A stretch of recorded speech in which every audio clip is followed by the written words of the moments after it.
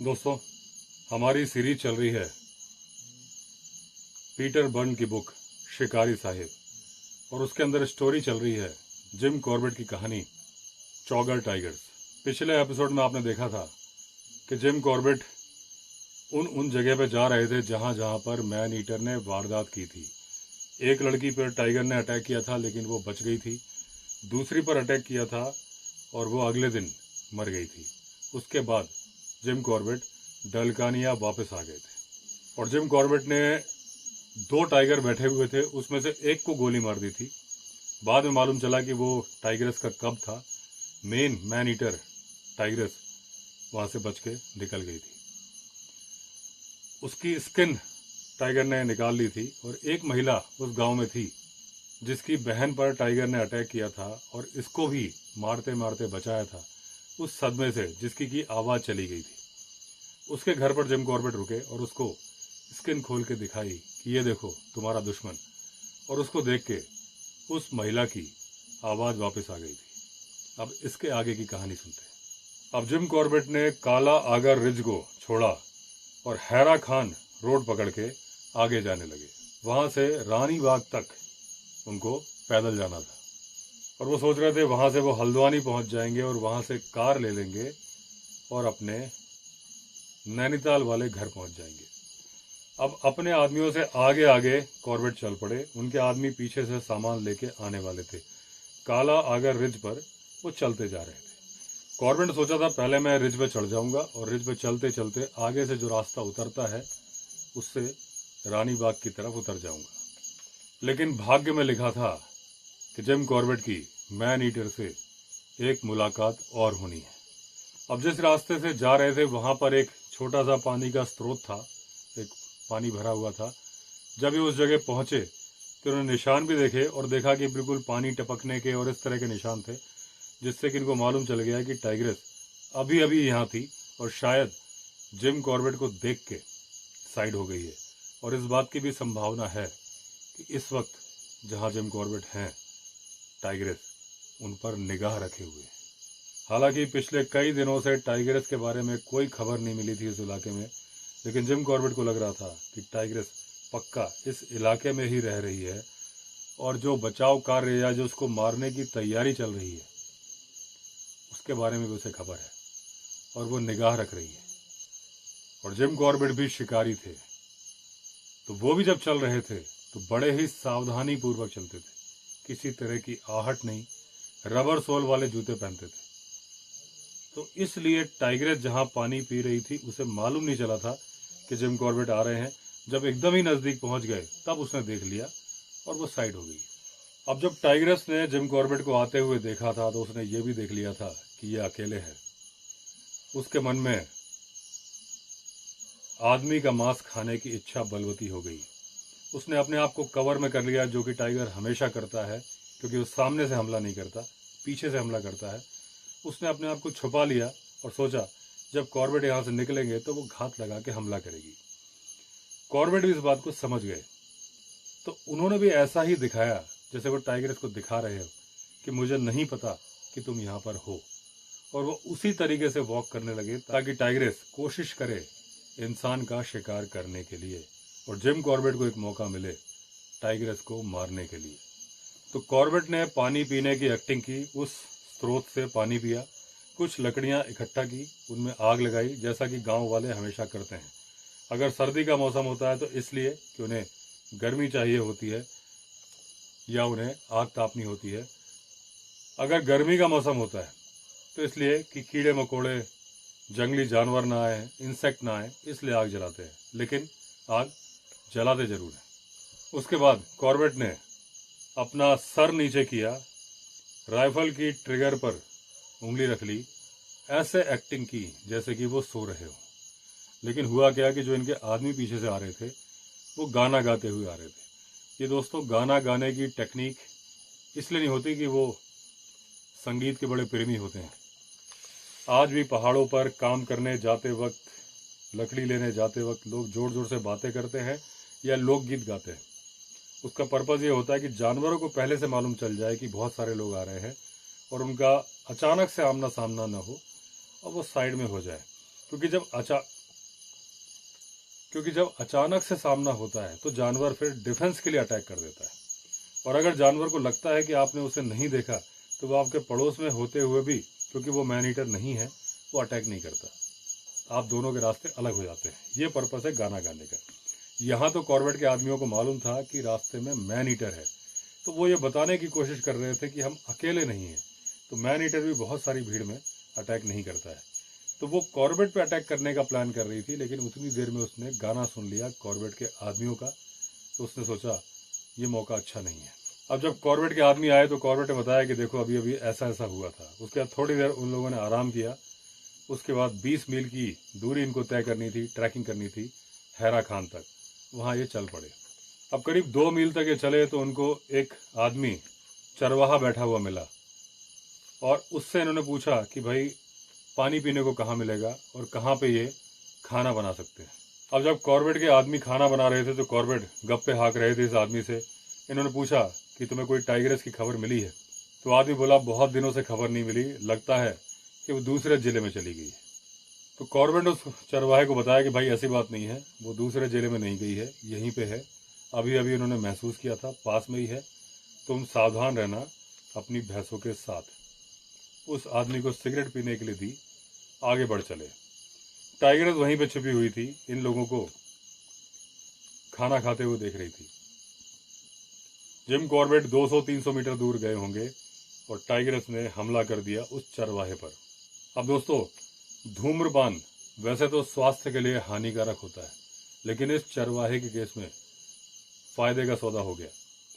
जैसे ही टाइग्रेस ने उसके ऊपर जंप किया और निशाना लिया उसके गले का, जो कि टाइगर हमेशा करता है, वो आदमी अपनी सिगरेट जलाने के लिए आगे झुका और उस झुकने में गले की जगह कंधा टाइग्रेस के पकड़ में आ गया।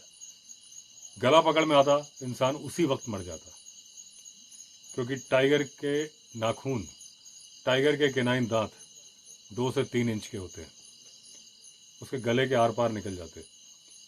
कंधा पकड़ में आया, आदमी जैसे चिल्लाया, भैंसों ने देखा, और भैंस अपने मालिक की हमेशा वफादार होती हैं, वो टाइगर से भिड़ जाती हैं। आपने बहुत सारी कहानियों में सुना होगा। भैंसों ने टाइगरेस पे अटैक कर दिया और डर के मारे उसे छोड़ गई चरवाहे को, और चरवाहे की जान अस्थायी रूप से बच गई।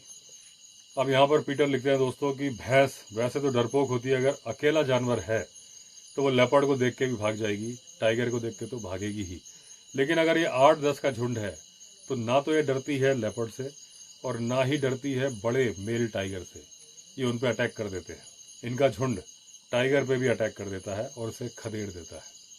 अब यहाँ पर पीटर एक किस्सा सुनाते हैं नेपाल का, कि एक टाउन था बिलौरी, उसके पास में टाइगर ने भैंसों के झुंड पे हमला कर दिया और एक बछड़े को या पड़े को पकड़ लिया। भैंसों ने वापस हमला किया। टाइगर ने 1-2 भैंसों को बुरी तरह से घायल कर दिया, लेकिन भैंसों ने भी टाइगर को खदेड़ दिया और टाइगर को झाड़ियों में छिप जाना पड़ा। टाइगर इधर भागा, भैंसें उधर गांव की तरफ भागी। उस घटना स्थल पर थोड़ी ही देर में पीटर बन पहुंच गए। इनके पास थी बंदूक हॉलैंड .375 और इन्होंने दर्द से तड़पती हुई भैंस को देखा और अपनी इस बंदूक की गोली मार के उसे उस दर्द से मुक्ति दिलाई। और चौगर टाइगर, जो कि बहुत ही स्वस्थ जानवर नहीं थी, यानी कि कुछ ना कुछ उसमें कमी थी, जैसे ही भैंसों ने हमला किया वो मैदान छोड़ के भाग खड़ी हुई। इधर जो घायल चरवाहा था अपनी भैंस की पीठ पर बैठा और उस पर बैठे बैठे गांव तक वापस आया। अब गांव में उसके साथियों ने एक स्ट्रेचर बनाया बांस का, उसमें लिटाया और उसको लेके आए हल्द्वानी। हॉस्पिटल में एडमिट कराया, लेकिन उसका भाग्य इतना भी अच्छा नहीं था कि उसकी जान बच जाती।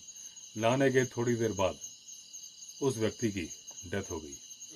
अब जब यह घटनाक्रम कॉर्बेट को मालूम चला तो उन्हें ये मालूम चला कि वो कितना नज़दीक थे कि जब वो चरवाहे से बात कर रहे थे या उनके आदमी खाना बना रहे थे, कि कॉर्बेट को या उनके किसी आदमी को टाइग्रेस ले जाती। इस बात से कॉर्बेट चिंता से घिर गए। अब क्योंकि कॉर्बेट बहुत बुरी तरह से थके हुए थे, 1 महीने से लगातार हंट कर रहे थे, तो उन्होंने अपने आदमियों को लिया, चल पड़े और फिर वो पहुंच गए नैनीताल। फरवरी तक वो नैनीताल में ही रहे। सर्दी के महीनों में पहाड़ पर बर्फ पड़ जाती है तो कॉर्बेट नैनीताल में ही थे और यहाँ पर चौगर टाइगर अपने शिकारों की गिनती बढ़ाती जा रही थी। यानी उसने और कई सारे शिकार मार दिए थे कि जब कॉर्बेट वापस चौगढ़ आए और उस टाइगर से दो दो हाथ करे। 1930 में जब जिम कॉर्बेट काला आगर आए तो उन्होंने लोगों से पूछताछ करना शुरू किया अपने शिकार के बारे में। कॉर्बेट को लगा कि अपने शिकार यानी कि टाइगर के बारे में सबसे बेहतर तरीका होगा इंक्वायरी करने का, डलकानिया गांव जाकर इंक्वायरी करना।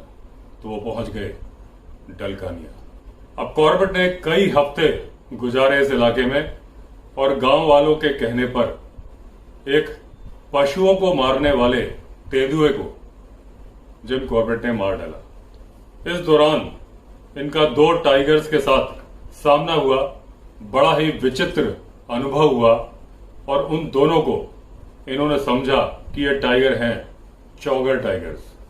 अब कई दिन गुजरते गए, गांव वालों के साथ जिम कॉर्बेट रह रहे थे अपने 40 पाउंड के टेंट में। कभी भैंस का पड़ा यानी भैंस का बछड़ा बांधते थे, कभी गांव में ट्रैकिंग करते थे। इस तरह से दिन गुजर रहे थे। तभी अचानक जिम कॉर्बेट को खबर मिली कि एक बैल को मार दिया है टाइगर ने। अब जहां टाइगर ने बैल को मारा था वो था एक ravine।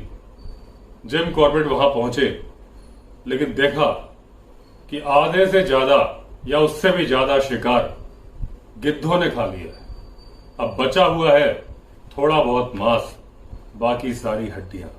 अब कॉर्बेट ने सोचा इन हड्डियों को खाने के लिए टाइगर क्या ही आएगा, तो वो उसे छोड़ के हाइक करते हुए दूसरे गांव में चले गए। उस गांव के प्रधान ने उन्हें एक पड़ा यानी कि भैंस का बछड़ा प्रोवाइड कराया। अब उस पड़े को लेके जिम कॉर्बेट उसी जगह पे वापस आ गए जहां उस बैल की कुछ हड्डियां और कुछ मांस था। उस पड़े को वहीं बांध दिया, लेकिन पास में मचान बनाने के लिए कोई सूटेबल पेड़ नहीं था। तो जिम कॉर्बेट एक चट्टान थी जो थोड़ी सी लटकी हुई थी, उस पर बैठ गए। अब वो जो लेज थी वो बिल्कुल भी कंफर्टेबल नहीं थी, बहुत ही सकरी थी। बड़े ही मुश्किल से और तकलीफ के साथ उस पर बैठना पड़ रहा था। अब वो जो लेज थी उसके नीचे पहाड़ी कुछ इस तरह से घुस गई थी कि नीचे का हिस्सा नजर नहीं आ रहा था। अभी कुछ देर ही हुई थी कॉर्बेट को बैठे हुए, तभी वो जो पड़ा था उसने अचानक चौकन्ने होकर नीचे की तरफ देखा और उसके बाद जिम कॉर्बेट की तरफ देखा, इस उम्मीद के साथ कि लाए तो तुम ही हो, बचाओगे भी तुम ही। अब जिम कॉर्बेट को पता चल चुका था कि जो भी कुछ खतरनाक है वो लेज के नीचे ही है।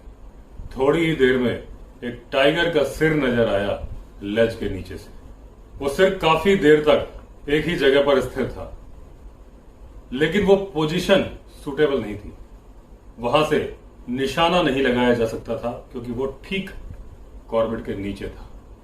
और कॉर्बेट का कहना था कि टाइगर के मामले में हेड शॉट सबसे लास्ट ऑप्शन होना चाहिए, क्योंकि वो बहुत ही नजदीक था। तो उन्होंने हेड शॉट मारना जरूरी नहीं समझा, क्योंकि टाइगर का जो चेहरा होता है, जो उसका स्कल होता है, उसका ज्यादातर पार्ट उसकी आंखों ने घेरा होता है।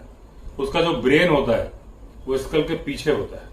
और अगर टाइगर के मामले में हेड शॉट किया जाए, कई बार क्या होता है कि गोली स्कल में आई सॉकेट में ही फंस के रह जाती है, ब्रेन को टच ही नहीं करती। तो उसके इम्पैक्ट से, झटके से टाइगर बेहोश हो जाता है। शिकारी को लगता है मैंने तो सिर में गोली मार दी, ये तो मर ही गया होगा। लेकिन उसका ब्रेन, सिर में गोली मारने का मतलब है कि ब्रेन बॉडी को संकेत ना भेजे कि ये करो वो करो और वो डेड हो जाए इमीडिएटली। इस केस में क्या होता है, झटके से टाइगर बेहोश तो हो जाता है, ब्रेन को टच ही नहीं किया, टाइगर एकदम से खड़ा होता है और फिर शिकारी लेट जाता है। तो कॉर्बेट ने सोचा चाहे लेट हो जाए लेकिन ऐसा काम नहीं करना कि लेटना ही पड़ जाए। अब कॉर्बेट ने सोचा कि हेड शॉट नहीं मारूंगा, थोड़ा सा इस टाइगर को और आगे आने दो, जब इसकी दूसरी बॉडी नजर आएगी तो कंधे पे मारूंगा, यानी कि हार्ट पे। अब टाइगर पूरा नजर आया। उसने छलांग मारी पड़े के ऊपर, उसकी गर्दन को पकड़ा, एक ही सेकंड के अंदर पड़े को मार दिया। उसके बाद भी उसकी गर्दन छोड़ी नहीं। अब कॉर्बेट के सामने एक अच्छा निशाना था। इस वक्त जो कॉर्बेट गन कैरी कर रहे थे वो थी .275 रिग्बी। ये हल्की गन थी। कॉर्बेट इसको पहाड़ पे हाइकिंग करते वक्त, ट्रैकिंग करते वक्त ले जाना पसंद करते थे। अब कॉर्बेट ने उठाई बंदूक, लगाया निशाना और दबा दिया ट्रिगर। बंदूक की आवाज के साथ ही टाइगर ऊपर उछला और रवीन की तरफ गायब हो गया। जब वो उछल के गया तो कॉर्बेट को लगा कि उन्होंने शॉट मिस कर दिया है और उन्हें लगा कि उनकी गोली टाइगर को नहीं लगी, शायद पड़े को ही लग गई। यहां पर पीटर बर्न बोलते हैं कि अकेले जिम कॉर्बेट ही नहीं है जिन्होंने पड़े को गोली मारी। बहुत सारे शिकारी हैं जो मारते गोली टाइगर को है, लगती है पड़े को। लेने आए थे टाइगर की ट्रॉफी, लेके जाते हैं पड़े की ट्रॉफी। अब रवीन एकदम साइलेंट था और जिम कॉर्बेट सोच रहे थे कि वो क्या करे। क्या वो इंतजार करे या फिर नीचे उतर कर जाए और देखे कहां है वो टाइगर या उसकी लाश या कोई संकेत। तभी ठीक उसी जगह से जहां से पहले टाइगर निकल के आया था, फिर से एक टाइगर का सिर प्रकट हुआ। अब ये टाइगर निकला, फिर से पड़े की तरफ गया। कॉर्बेट ने अपनी .275 उठाई, लगाया निशाना, दाग दी गोली। फिर वही हुआ। टाइगर वैसे ही उछला जैसे पहले उछला था, उसी तरफ चला गया जैसे पहले गया था। अब जिम कॉर्बेट सोच में पड़ गए कि क्या ये वही टाइगर था जिसे मैंने पहले गोली मारी थी, गोली उसे लगी नहीं थी, इस बार मैंने मारी फिर नहीं लगी, या कोई दूसरा टाइगर था। और क्या 2 मैन ईटर हैं इस इलाके में। अब कॉर्बेट सोच रहे थे कि वो नीचे उतर के जाएं कि ना जाएं, क्योंकि 1 या 2 मैन ईटर उनका इंतजार कर रहे हैं और अगर वो रात भर बैठे रहे, एकदम अंधेरा है तो भी खतरा है। तो दोस्तों इस पार्ट में इतना ही, बाकी की स्टोरी कवर करेंगे अगले पार्ट में। अगर आपने चैनल सब्सक्राइब नहीं किया है तो चैनल सब्सक्राइब कर दीजिए। चलिए फिर मिलते हैं अगले वीडियो में, तब तक के लिए all the best. Vande Mataram.